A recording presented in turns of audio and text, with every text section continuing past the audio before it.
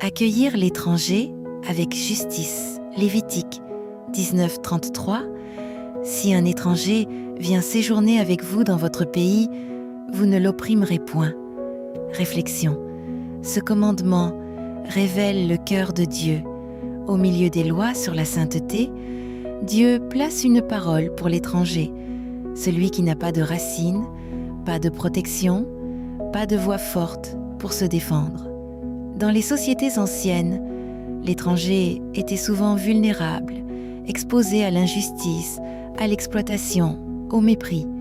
Mais Dieu ordonne à son peuple de ne pas reproduire cette dureté.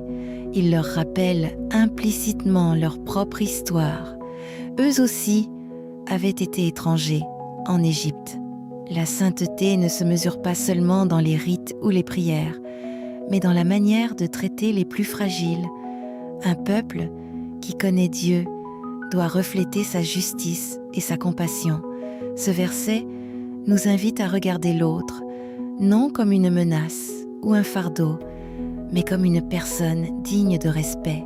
L'étranger devient alors un test silencieux de notre foi.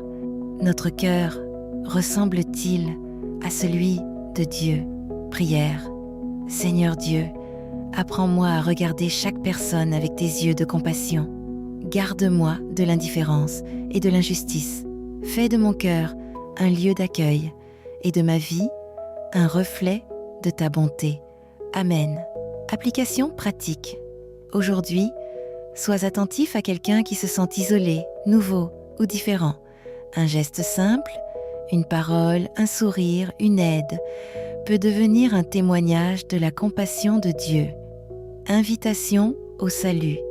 Devant Dieu, nous sommes tous des étrangers qui ont besoin d'être accueillis par sa grâce. En Jésus-Christ, Dieu ouvre sa maison et son cœur à tous.